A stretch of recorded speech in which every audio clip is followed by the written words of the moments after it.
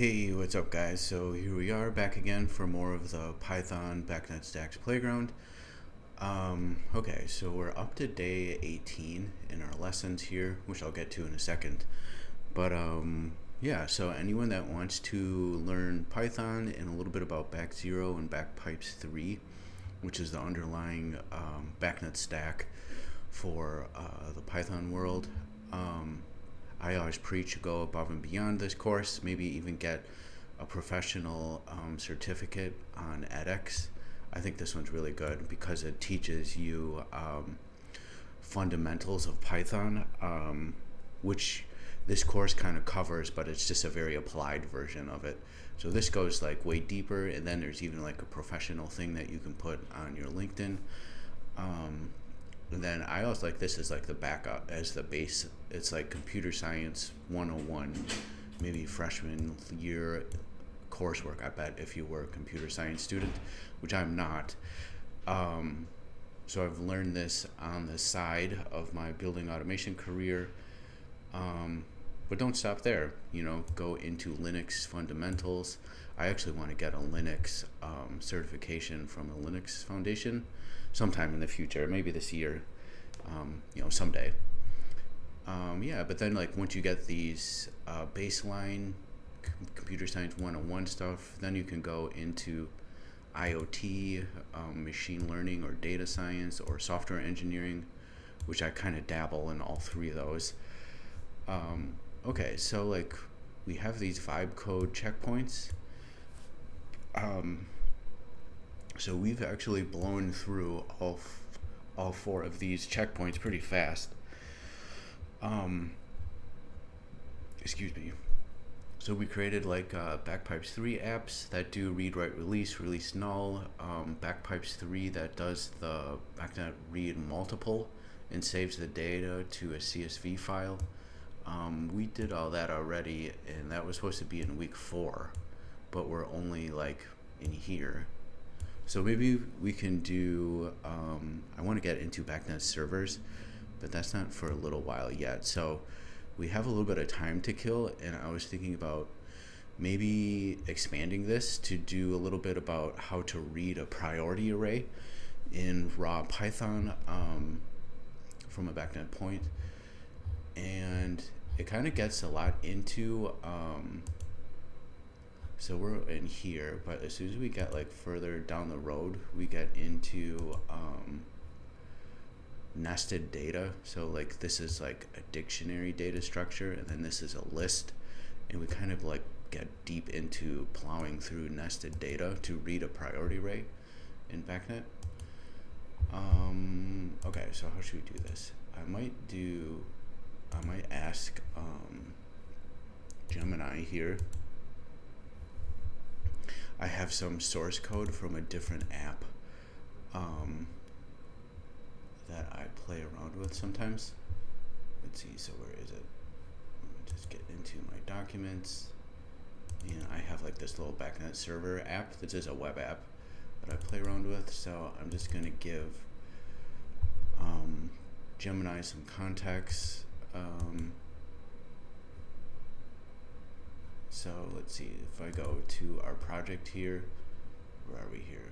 The BACnet Stacks Playgrounds. Here's a bytecode app 1, our BACpipes 3 version of the first app, and then we go into other BACpipes 3. I don't know if BAC0 supports reading a priority array, so maybe we could look into that later. It would be cool to contribute to the project if it does not. I'm just going to ask Gemini, can you make me a script like version 1 of our vibe code app that reads a priority array of a point, does a write. Well, maybe we can just do that. Only that, please. Reference the utils Python file for context. Gosh, maybe we should have it. Please use hard code like the version 1 code base for the same device on a commandable point. Alright, let's see what it does. And then we'll test it.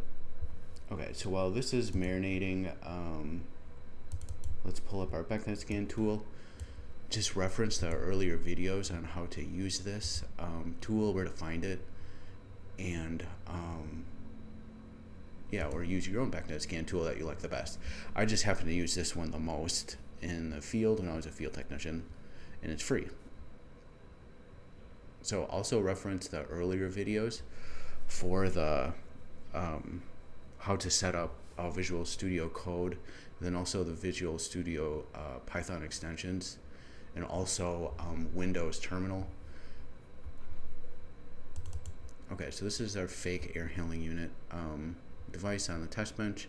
Kind of has Johnson Controls acronyms here, so like maybe you know, any of these outputs values, these are all writable points. So let's say our supplier static pressure set point for our air handling unit, or temperature, supplier temperature set point 55 degrees Fahrenheit, which is something pretty common in the US. If I read so this app right now is reading the priority array, and you can see in our BACnet priority array that there's nothing on the priority array. I think I kind of covered this a little bit basic in the past, but priority 8 is the building operator. So like when building operators do overrides to the BAS, it shows up on priority 8 by default, and anything above is kind of like that life safety. So if there's some weird sequence that's kind of rare, where maybe an engineer specifies that they want some systems to do smoke purge or something, you know, kind of odd.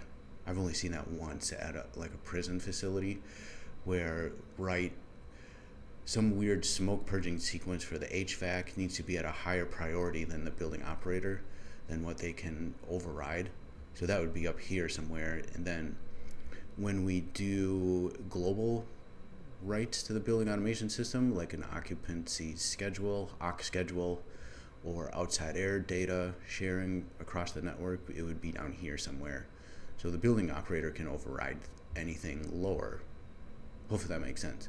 In smart building IoT, when we have been doing this the last few years, when we optimize the HVAC, when we write to set points directly for some optimization strategy that the mechanical engineer has me write, I'll write down here too, so that the building operator at priority 8 can always override it. So we'll make our Python script do something, read the priority array like this. And then we'll probably just write to it using this tool. Okay, let's see what it does. So it grabbed target point analog output 1. Let's look at our code a little bit. So it's doing an app read property, so that's just a read request in BACnet. It's just reading this priority array directly. So that's something that we can request from the device directly. Kind of like we've been doing present value here, or you can do description, or you can do you know, there's so many BACnet things that you can request from a device. It can be units, usually present values, most thing we're interested in, but you can also request priority array from the point, and so it'll give us priority array. So let's just see if this works. See, so it's let's see, so I have to open up Visual Studio Code, which I forgot to do. Okay, so if I open up Visual Studio Code, just reference their earlier videos on how to install Visual Studio Code in Python, and then also look at the earlier videos for there's a PowerShell tool called Microsoft Terminal. It's called Windows Terminal. I'm on Windows. I imagine most of you are too, because a lot of the building automation industry runs on Windows. Everything is Windows based for techs. So install Windows Terminal, because it makes PowerShell look very nice. And then you do a new terminal here, and it brings this up below. So, okay, so maybe I'll just do, let's see, new folder. So I'll just call this vibe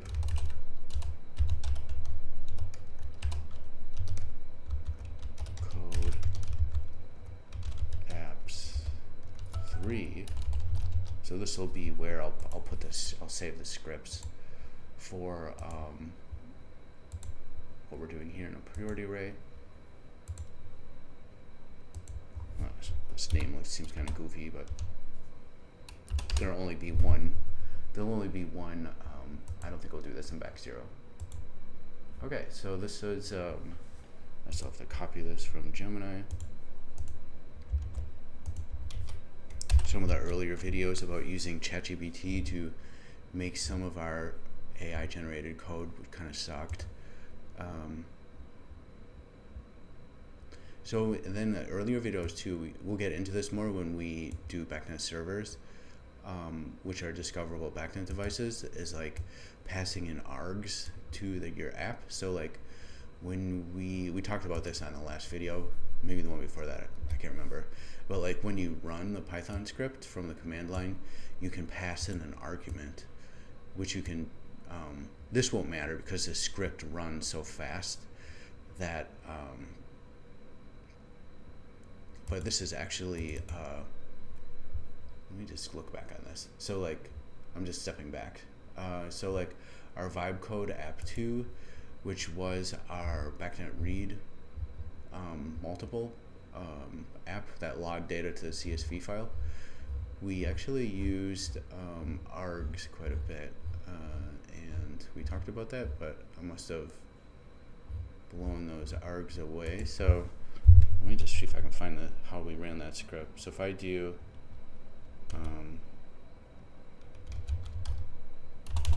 if I can find, you can find here how the way that you ran the script. Web 3 version 2. Alright, so I'll have to post in this what we used for args, because I can't remember what we did. I must have accidentally deleted that because I had that here. Let me just see if I can do this. So if I do Control R, I can do dash dash. Okay, this was it.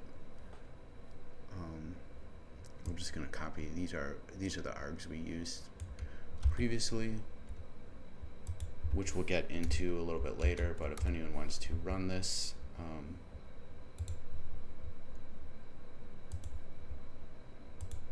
you just do Python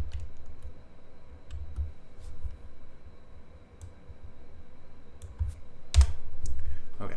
Jumping around here is quite a bit. Sorry about that. So like the name arg, that's the name of your BACnet app that would show up on a BACnet scan tool. Your instance ID, BACnet instance ID, and then also the address of your NIC card. So I'm just going to copy this.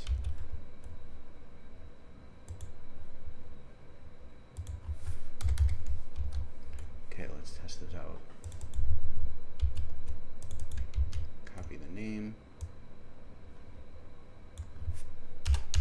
So like what I was saying before, like when you run your Python script, and we ran into this a few times, is that you can't have two BACnet scan tools open at the same time and running a BACnet application in Python, because the operating system only lets you run one application on port 47808.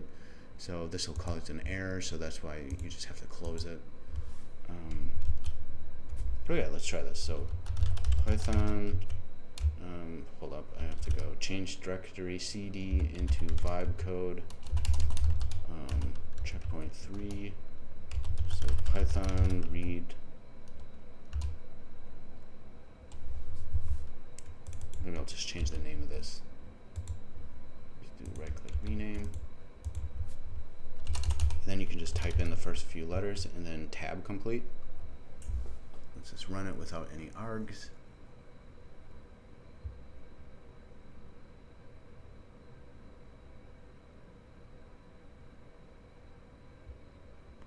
reading the priority array.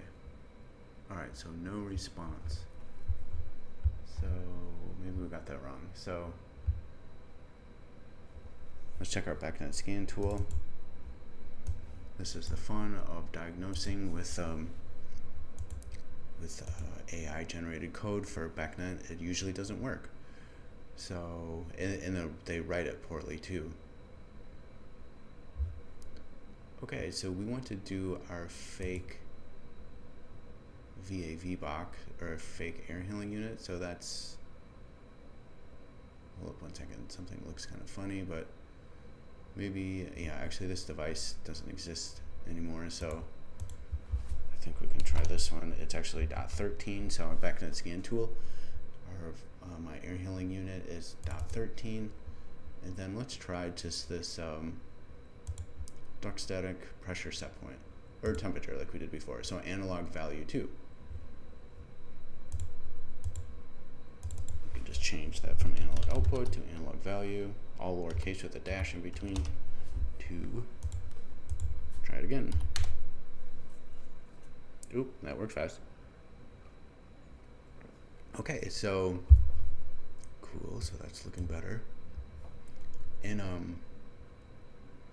you don't really have to worry about these args because it's more important for BACnet servers, or if you're on a computer, or if you're on a network that has like a goofy UDP port, that you can define it in these args in more debugging. But this is mostly important once we start getting into running a script, how to define your BACnet device. It'll show up on the BACnet scan tool as what we name it. We give it an instance ID that won't conflict with any other BACnet device on the network. And then, yeah, so this is pretty, I'm just going to delete this because it's super confusing. So you only have to do pretty much use this if you're on some funny network or have to define your NIC card that you're plugged into the network on. So, yeah. So if we go here on our BACnet scan tool and just reference the earlier videos, these are, I don't have a real HVAC system to play around with, so these are Raspberry Pi computers running Python scripts that emulate what an HVAC system would look like. Okay, so let's actually write to this point on our BACnet scan tool. So like we talked about before in a priority, so like I'm just gonna write to a value of 75. So 75 degrees Fahrenheit, let's pretend, on priority 10. Hit the right button, get that little brief confirm message up there. Check the priority array on our scan tool. See, here it is on priority 75. Press OK, close out of here, and then it should pop up on here. There we go. So there's our priority array of 75 that we wrote to on our other tool. So like this script runs, it only runs in less than a second, and it closes right away. So the back pipes application is closed, just reads it and then shuts off right away.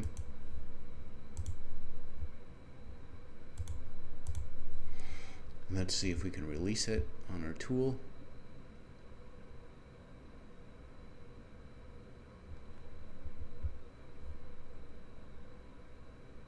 Okay, so if we go, we're in our air handling unit, and then if we, now we can release it. And then we have to select our priority again, so priority 10, and then we just do a value of null right here, which is the same thing we use in backpipes. We give it a null for releasing, which we did earlier. Check the earlier videos on BACnet read write release. A release in BACnet is a write null. So our point went back to 55, and then we released our priority 10 right here. Cool, so this worked. And here we go. So like priority 10 is gone. All right, so like what we do here, let's look at the code a little bit. So we do a read request, kind of similar to like our previous apps, except this is priority array, point directly. It's not present value, description, or some of the other stuff we've played around with. It's priority array. So that dumps all of this data for this one point. So like you get all of this data just for one point, and then so if we look here, it's something I want to print response. I'm just going to do something here twice. So we could do, I just want to see what the type is. This is like a big glob of data that you have to parse.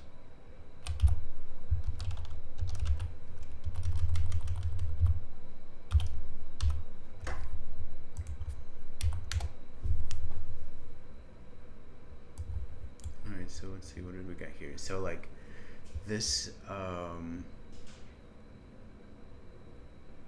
yeah, this is crazy. So like when we print the type right here, this is actually getting deep into the source code of BACpipes 3. I think it's this guy. It's a big object in Python with there's like, this is like compiled code. It's like a class representation. So it's a BACpipes 3 constructed data array of priority value. And then we parse that information. We use the enumerate function, and then behind the scenes, it actually, so we pull attributes out of that. It parses some information to something human readable too. So like we're using the append, so like the previous lessons, we played around with lists and then the append, and like we're, so we do some of this in our theory lectures too.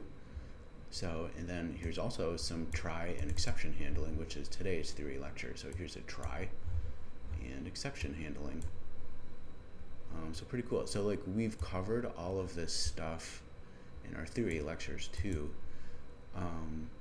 This does get deep into the weeds though of like BACpipes behind the scenes. It's hiding some of like the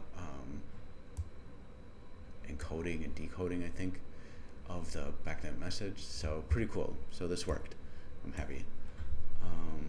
All right, so that's priority array. So then if we do, see if we can do our theory lecture for today, day 18. So this is our AI generated coursework here for some computer science theory that I think is kind of important to kind of get a high level understanding of how the BACnet stacks works, and then to get good at it.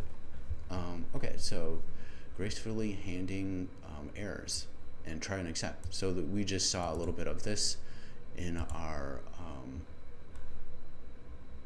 BACnet app. Here's exception and our try, and we demonstrated that yesterday, I think, as well, that that how to implement the exception handling. And then, even F strings right here. So this is a big F string of injecting data into our print. And like once we study the theory, it makes all of this code not so scary. It makes it look pretty easy. Okay, so script lesson for today. So, okay, try and accept when Python statement causes an error during execution, an exception is raised. Exceptions are not always fatal. You can handle them to recover errors. Python tutorial shows you a pattern of how to do error handling. So this is something used quite a bit. All apps have some kind of exception handling in all coding languages. So if there's like a production grade app that's running in the field for a long time, you would want your script to have something like this so it doesn't error out and then crash. You would want it to finally keep on going. So yeah, this is kind of cool. So try,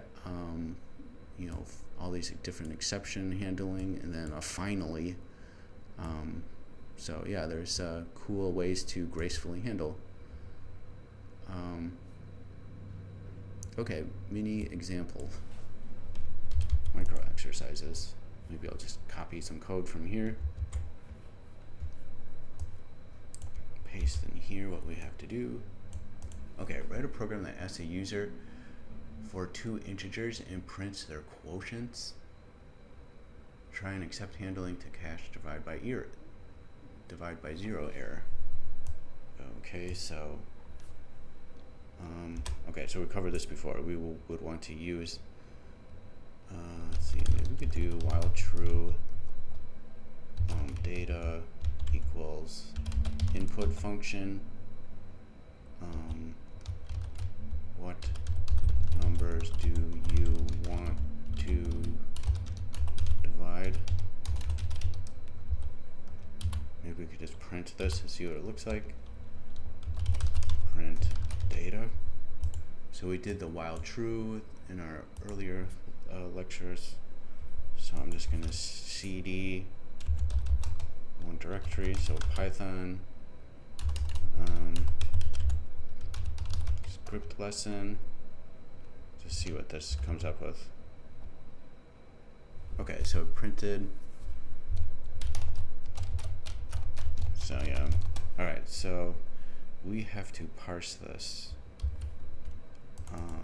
Let's see, what data type is this? Type.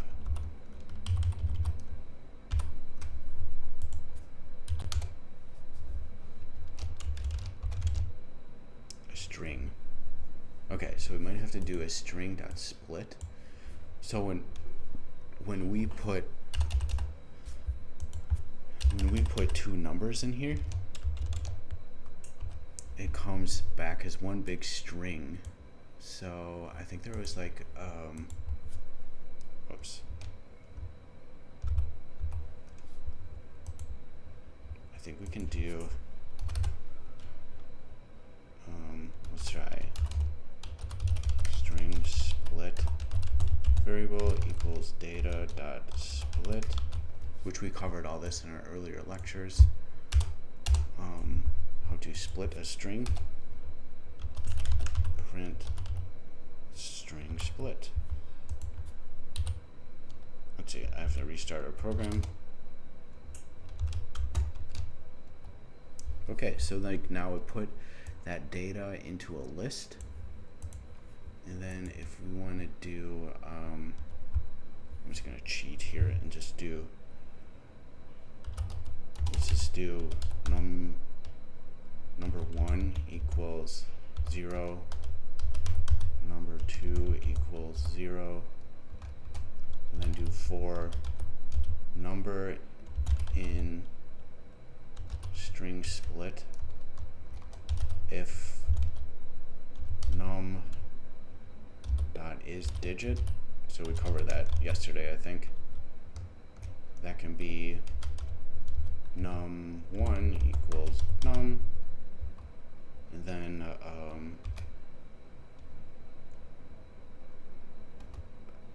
let's see, for number in, maybe we should do, I got an idea. So I think we can slice the list.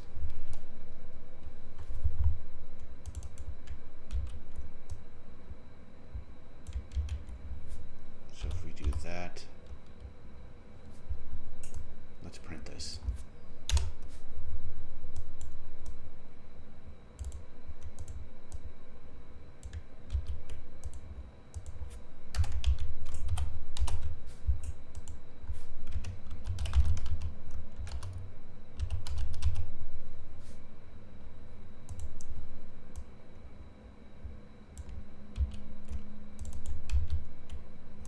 This might be a better way of doing it.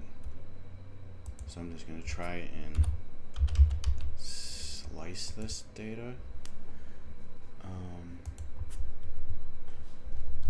Restart a program. Okay, so it sliced it. So we got this data. So these are still strings, I think.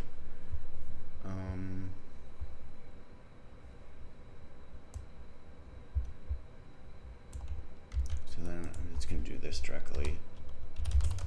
Assign that as an integer.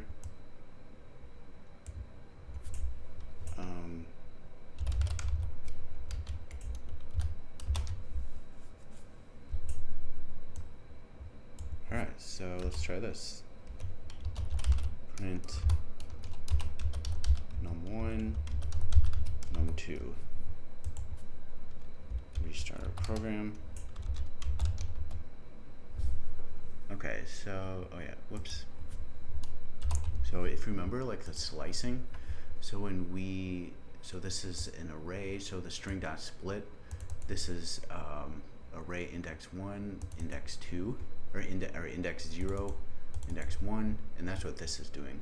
We're just hard coding num1 is index 0, and index 1 is here, and then we're just wrapping it as an integer. And then there was no index 2 because the array is only two things long, except it starts at 0 and 1. There is no 2. The third one would have been index 3. So if we do this again, that works. Okay, so if we did this and something is not an integer, we get a value error. So that's a traceback. That's where we need exception handling.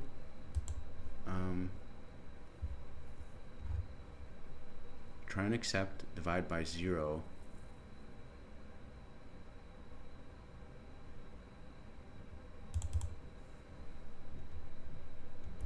Okay, so I guess we only need exception handling on divide by 0.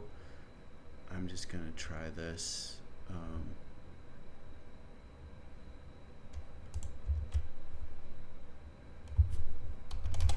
So if I'm just going to do try, and we need some accept. If I got that right. I'm just going to print this. Grab that. Except I can grab that. So we could just do, no, let's see, result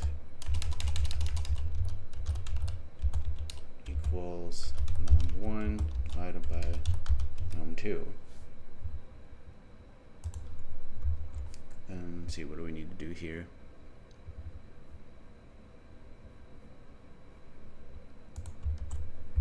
Let's see, I think we could just print divide by 0 error.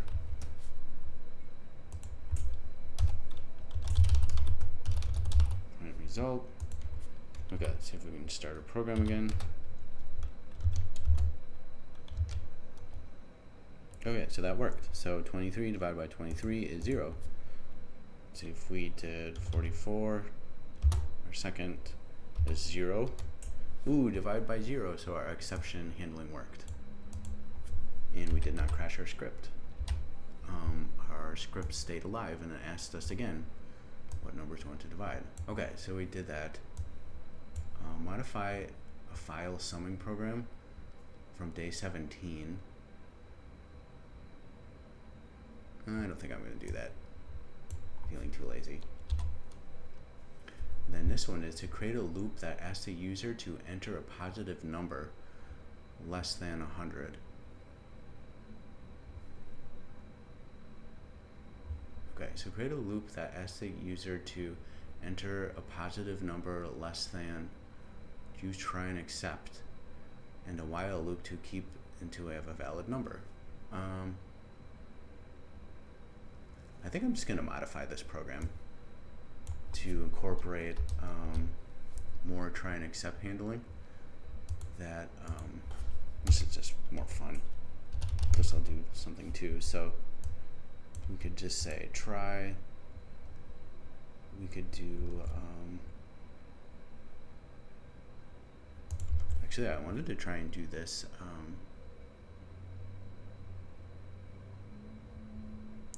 let's see, where did we get a bad?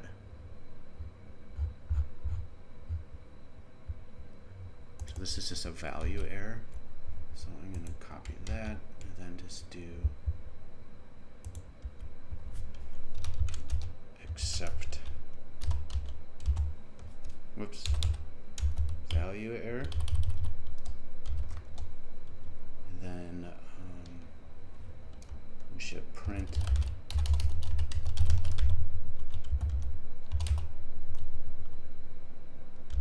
not numbers. Let's say, just say these are not parsable numbers.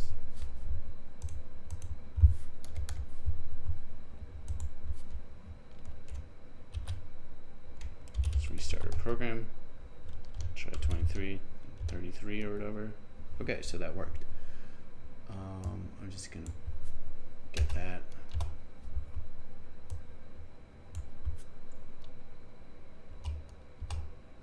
Alright, so hopefully this makes sense. I think I'm just gonna stop here. The video is getting kind of long, but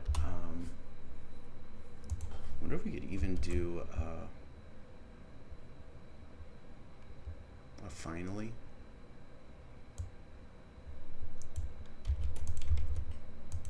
So we could even do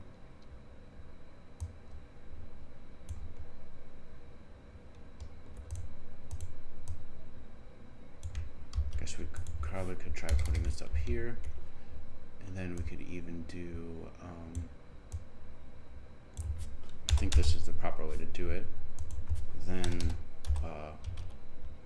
finally would be print result. Let's restart our program. 23, 23, that worked. 55 and 0. Divide by 0 error. It's funny that it still gave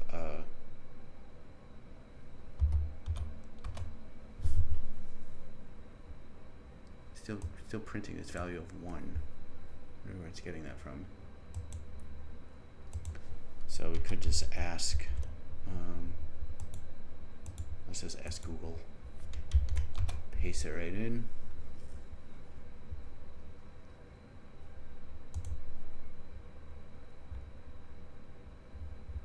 Alright, so it just did everything. So it did it even a little fancier.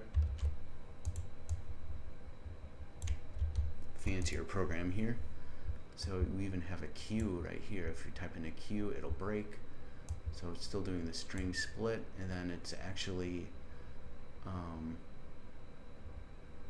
checking to see if we did two numbers with separated by a space, and it never even used the finally thing.